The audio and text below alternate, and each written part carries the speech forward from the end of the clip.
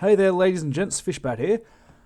It appears that Spartan Games are going to close their doors. They have made an announcement, which I'll link in the description, that they are going to stop trading. They discuss in their blog that in 2015-2016, they had quite a bad year. In their terms, they were trading at a significant loss. And results for 2016-17 were significantly improved, but not enough to make up for this shortfall. And so they've not been able to meet their liabilities. They're going to have to close their doors. Oof, where to start? A few reactions. I've played Dystopian Wars for a few years, just casually. Like I've probably played about 24 games. I've collected it more than I've played it. But it's certainly been a game I've enjoyed playing when I have played it. I've followed Spartan's activities on and off, and for a long time around Spartan, there has been a lot of criticism of the company for having ADHD, essentially. That they would start a game, pump a lot of energy into it, get all of these miniatures out, and then jump to the next game. Meanwhile, the product they just released, and it could be Armoured Clash, it could be, what do they have? Halo Fleet Battles, Halo Land Battles, Dystopian Legions, Dystopian Wars, Firestorm Armada. They had quite a lot of games, actually. They were often left high and dry for months. Many months at a time. There would just be nothing happen. And then after a year, Spartan would remember that that system exists, and suddenly there would be just so much content pop out again. And a lot of consumers were frustrated with this, understandably.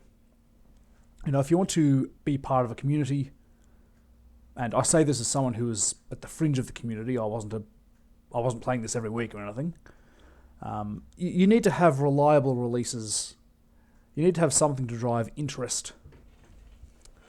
It's very frustrating to try and love a game and then to see it unsupported for a long time.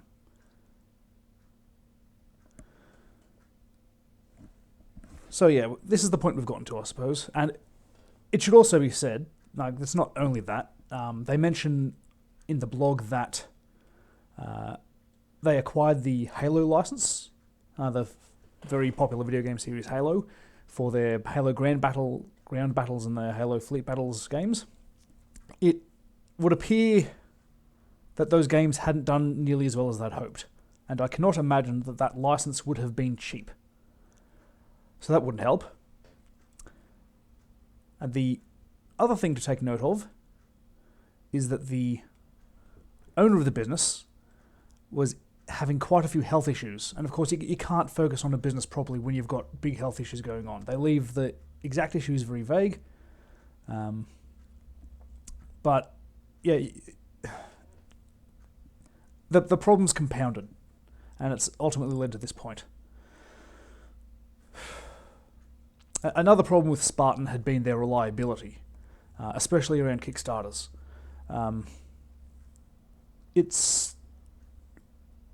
Spartan had a bit of a reputation for accepting Kickstarter money and then taking a very, very long time to fulfill their pledges. They would always be a long way behind schedule.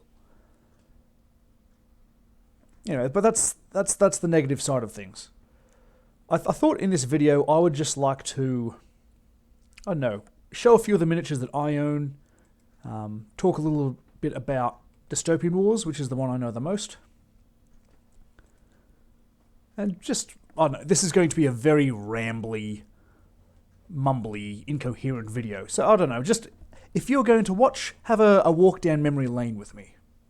Let's just have a look at everything that Dystopian Wars was. So Dystopian Wars came out probably, when would it be? Was it 7 years ago? Is it that long? And it was very, I suppose, innovative in terms of it integrated air combat, sea combat, and ground combat. You could have it all going on at once. In practice, it was uncommon to have ground combat and sea combat because the forces couldn't really reach each other and interact. And most of the time, people did play the naval battles rather than the land ones. But it was still cool because the same system could play all of that stuff at once. There was a lot of minutiae in the game. You could do a lot of cool stuff. The Covenant of Antarctica faction, which, by the way, just that faction alone, it's cool conceptually. You have an Antarctican faction with all this wild technology and lasers and all sorts of things.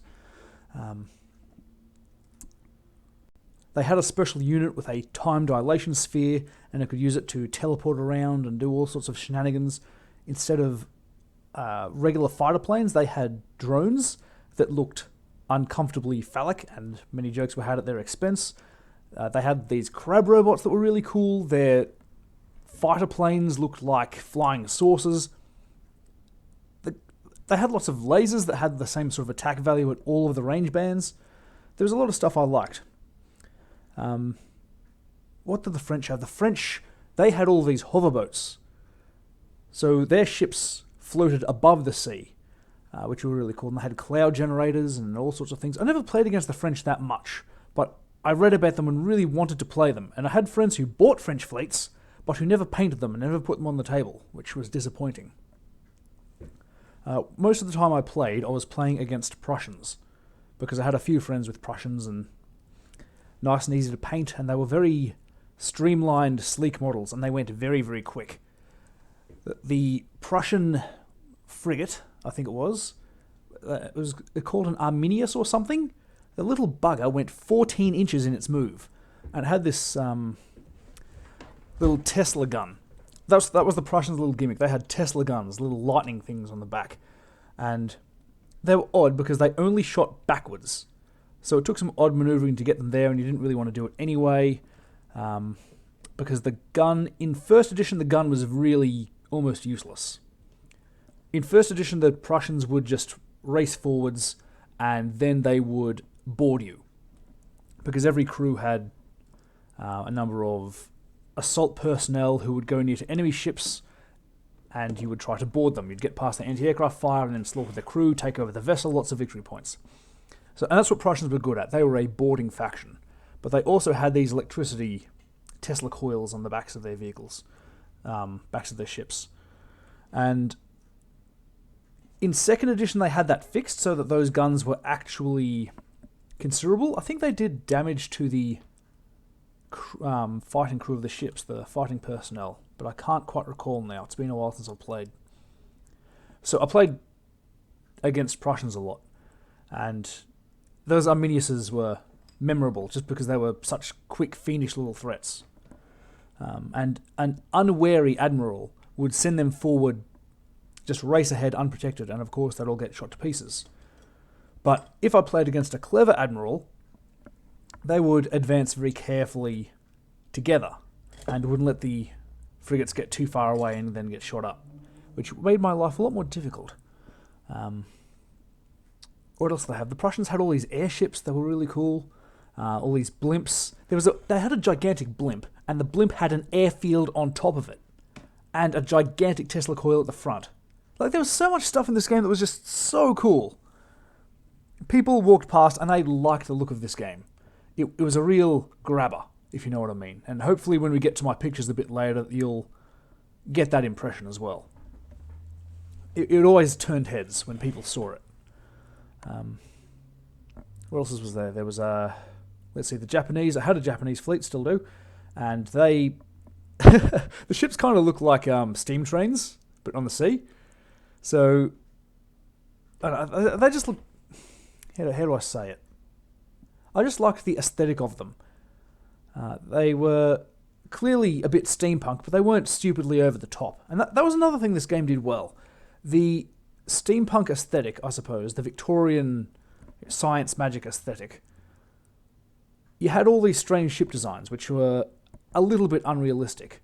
And you had a few zany things, but only a few zany things. Most of them were just like ordinarily a bit unusual. So you had a good balance of ships that were just a little bit fantastical, a little bit strange, and then the really strange ones to give it flavour. So the Japanese had this brilliant, huge mechanical squid, but it was alongside all these ships that looked, they were within a kilometre of realism, so to speak. Alright, I'm starting to get a bit rambly now, so let's kick things off. I'm going to show you my Japanese fleet, and then I don't have a lot of time, but I'll give you a quick look at some of the other stuff I had as well. Enjoy. This was the version of Dystopian Wars that I started on. This was the 1.1 edition. So there had already been a first edition, and this was a revision to clean it up a bit. You can see it's got some of the very nice art there. That's one of the British lords, Sir Bartholomew Rains Harper. All of your stats and templates and bits and pieces. Stats for all the different armies, which at the time there were only 4 factions in 1.1. The big explosion of factions came in 2nd edition. The game was quite good fun at this point, but there were a lot of ambiguities. And I think this version only stuck around for a couple of years in the 1.1 state before it was replaced by this one, 2nd edition. This is the Commodore's edition here. So it's all nice, big, thick book in faux leather. And it's a very nice edition, but I'll just show you. See these coloured pages at the end? All of those are army lists. You have beautiful pictures and stats for everything. And nice as that all is, the problem was that Dystopian Wars was very frequently updated with its rules, which is a good thing. Usually we gamers complain a lot if we don't get updates, but the negative effect of that is that all of these rules were obsolete almost as soon as you had the book in your hands. So all that coloured section, let me rearrange here. Yeah, all that part there just under my finger, that was obsolete almost straight away. But what happened in 2nd edition? Well, you can see looking at this page, there's a lot of words in bold. Spartan had compensated for the ambiguities of earlier editions by trying to make rules as clear as they could. And you can see that anytime a rule is mentioned, it is in bold. So up here, you might not be able to read that, but that says collision. Can we get some focus? Yeah, there we go, collision. Any collision uses the exploding dice mechanic. So, Dystopian Wars used exploding dice, meaning you would roll just big buckets of dice, and most of the time when you rolled a 6, it would count as 2 hits, and you would roll again. So everything in this book, like just bold text everywhere, every single time a word was mentioned. The problem, of course, being that when everything is bold, nothing really is, so it's hard to keep track of. I only played about 2 dozen games of Dystopian Wars, so I'm not going to give the most thorough review in the world, but there's a lot of good crunchy stuff in here. Lots of cool things you can do. And all of the armies really did feel different. Spartan released so many different main armies. I think there was like 9 factions by the end of things, plus a whole, like double that again for sub-factions. You had Australia, the Free Australia and the British Australia, Antarctica, who was a main faction, Japan, Coalition of Antarctica, Russia, France. Who else did we have? Egypt was a minor one, the Indian Raj was a minor one, China was in there. They were minor, but they got a lot of miniatures and they were very nice. They put so much into this game, and it took a long time to play, but it was enjoyable. If we have a look over here, here are some of the status markers. These are the small ones. Let me turn that the right way up, might help. So every boat could take green damage, and that was damage to the crew. And when your boat was empty, it could be boarded by another boat, and you roll a bunch of dice, and you'd have damage markers as well for the integrity of the hull. Okay, so those two things, pretty easy to follow. But you'd also take track of fires on your boat and acid leaks, or the engines could break down, or the gunnery breaks down, and you would have, I think that's when it's disordered. That means that a squadron of ships were out of cohesion, so they couldn't work together. This was if you had a prized ship. So if you could board enemy ships with your ships, board them, get on there, take them over, and it would be worth a lot of victory points by the end of the game. But of course, these ones with the cross through them, the enemy might be able to board and get their ships back. They wouldn't be firing the guns, but they would deprive you of your hard-earned prize. Ships could lay mines. Bombers would let go of their, payloads. What else was there? Shredded defenses, leaks in the systems, whatever that was. Communications were down. There were so many status effects. There was a lot of cool stuff you could do in this game. A lot of minutia. The critical tables especially gave that, I suppose, I want to say sense of wonder, but there was a lot of cool stuff that could happen. So, without going into stat lines too much, each ship had a damage rating and a critical rating. So, you'd get your ships, roll a ton of dice, and if the total number of hits exceeded the damage rating of the target, then you'd take a damage, but you had a second rating, which was usually 2 or 3 higher, which was your critical rating. So a damage rating might be 4, a critical rating 6. If you got over the critical rating, then you roll in the critical hits table. 2d6, and you'd look up the result. The most average result, hard pounding. The model loses d3 assault points. That's like the part of the crew that does boarding on enemy ships. And the further you get away from 7, the more extreme it gets. Weapon damage goes up. The attack dice of all primary and secondary weapons are reduced by half. So your ship is only throwing half as many dice for attacks. Generators offline, so generators could give you things like shields or extra weapons or pretty funky effects. Shredded defenses, ack-ack. Ack-ack is what was used to shoot down rockets or counter aircraft that were just near you.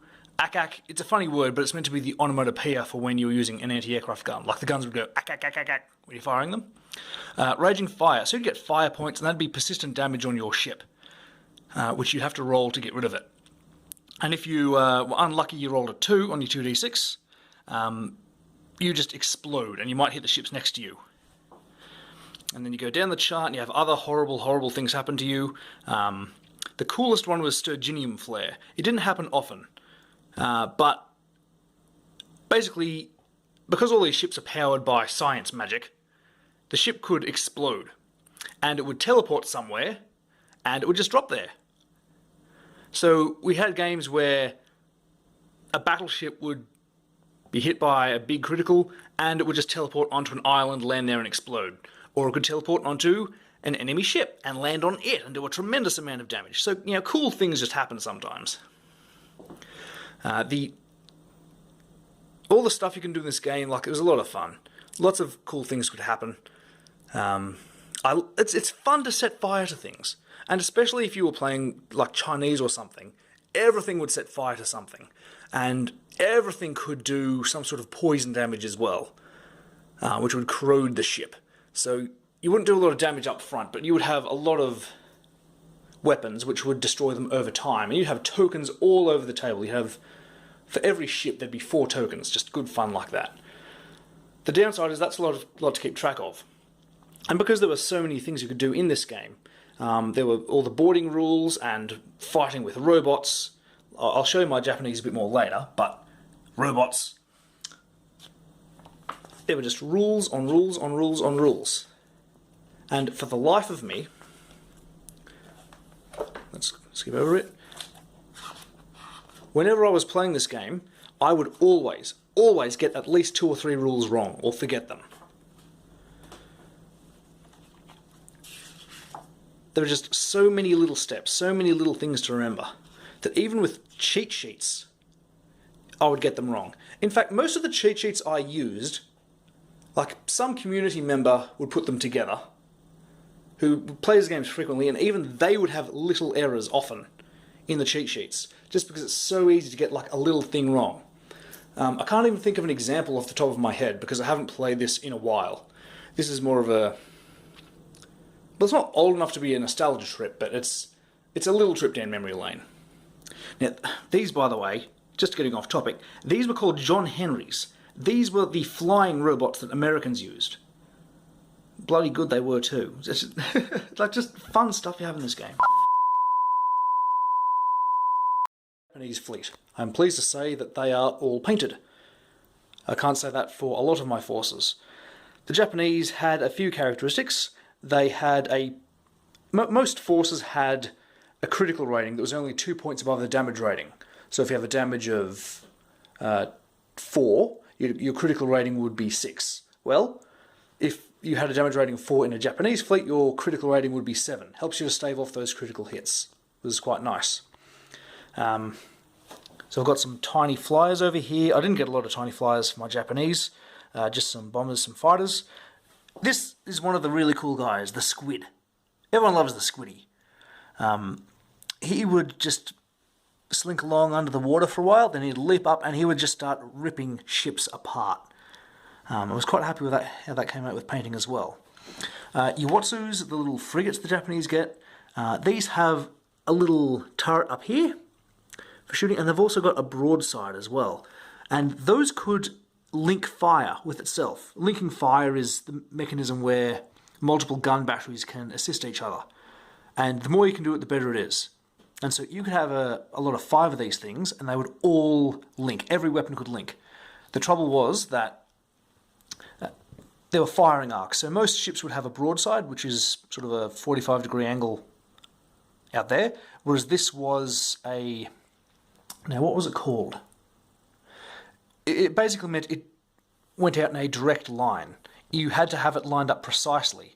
So if I wanted to, I don't know, shoot the squid, I couldn't be pointed that way because that would miss. It had to be exactly pointed. And from like decent distances, that can be tricky to line up. You had to move very carefully, especially because the ships, you can't just move them wherever you like. There are moving templates, it's very particular about moving, and that's why the game took a long time to play, because it was very particular. And there was lots of dice roll and rules to remember. But these little buggers, they could link a lot of dice. They were great. Right next to them, the battleship, the Sakotsu. It had rockets, it did cool things, it had front and rear guns, and the guns went, 270 degrees each side, so they pivoted a lot, and that was really useful for the fleet. Also shield generators, nice to have something tough. Speaking of which, Hachiman Dreadnought, I painted him last, so he didn't actually see a game. But having him completed makes me happy in my soul just to have a completed force. Little frigates, these were called Fujins. These were very fast, actually. Not as fast as like Prussian stuff, but yeah, they could move like 12 or 14 inches or something. Pretty quick. Sakotsus, these guys, these really encapsulated the Japanese sort of steam train of the sea image.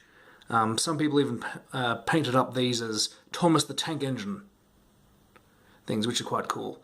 I'm rather happy of the blazing sun I've got just at the tip of the model there. These were very odd boats because they've got torpedoes at the front, which only fire in that exactly direct arc in front of them. Not even arc, a direct line in front of them. And you'll notice these are very narrow boats, so you have to point these things very precisely to get that hit. And then you've got the broadsides, but again, it has to go exactly to the side. And so you have 2 mutually exclusive ways that you're shooting guns. And then you had rockets. And rockets are cool, but they're effective the further away you are. So you've got a strange collection of weapons that didn't always work together. What are these called? Tenaris? Let's call them Tenaris. It was something like that. These were your gunboats. These were cool. You can get them in squadrons with your Sakotsus to buff them up. They had guns which could pivot around, which was just a godsend. The 270 degrees, you can see they've got the guns there which can swivel, if the camera will focus. But yeah, they were tougher, they were more points, still had rockets, and they had guns that could swivel that did lots of damage. Just a godsend. The bombers, bombers in general were a bit annoying to use. These were called like the what were they? D-170 bombers or something. In the 1.1 rules, bombers were just an absolute nightmare to use. You had to position them so exactly that you'd never use them. Whereas in 2nd edition, it was more lenient, and you could just sort of bomb, within 4 inches behind it, or something like that. Oh, I forget, something like that. In Scout and Ari, these had some rockets as well. Did they have guns? Yeah, they've got little guns tucked away under there as well.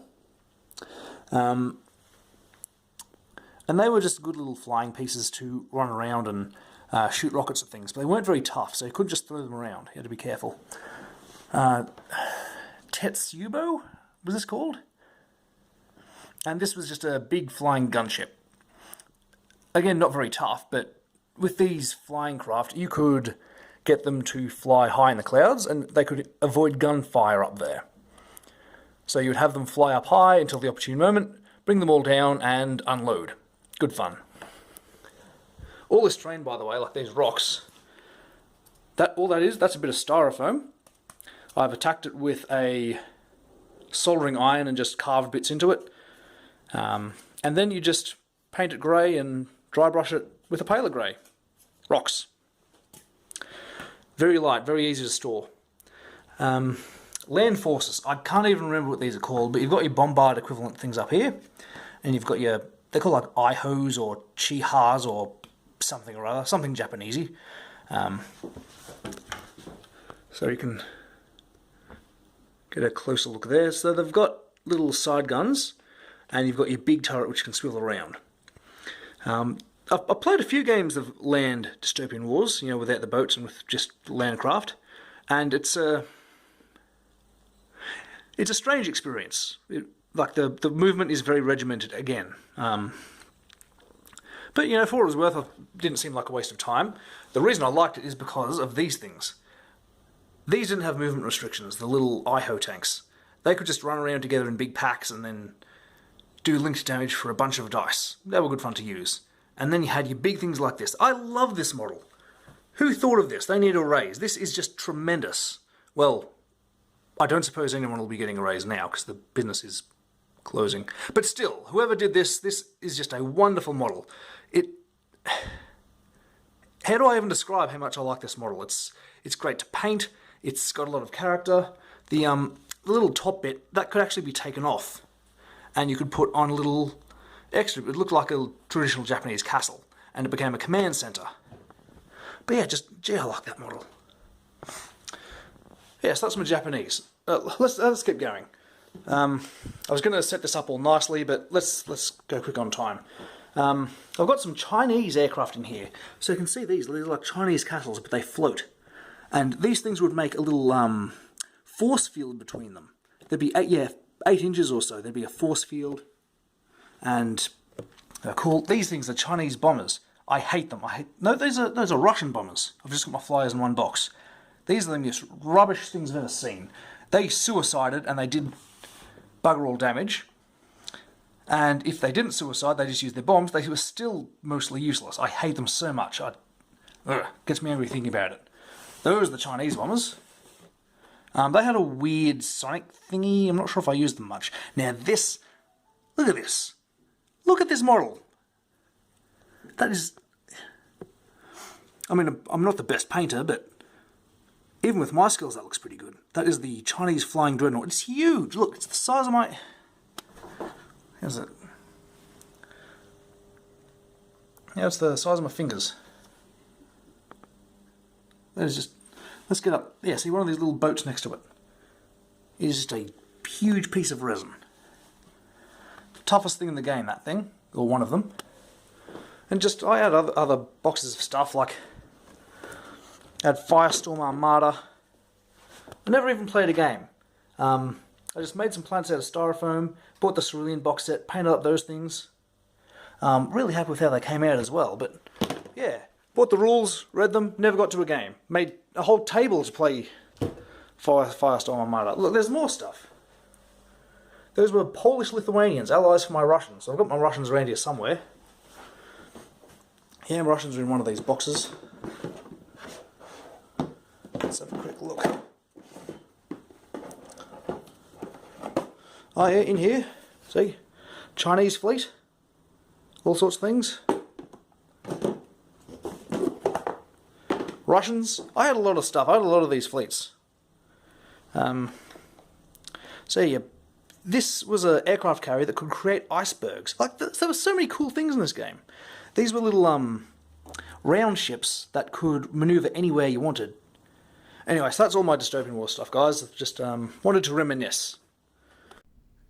Well, my review of my fleets finished quite abruptly there because my phone was about to run out of memory. But, oh well, that had probably gone for long enough. So what did you guys think about Spartan Games? Did you collect any fleets? Did you enjoy playing the games? Did you like the models? Did you feel frustrated when Spartan would not support games for quite a while and jump between different systems? What do you think is going to happen now that Spartan is closing its doors?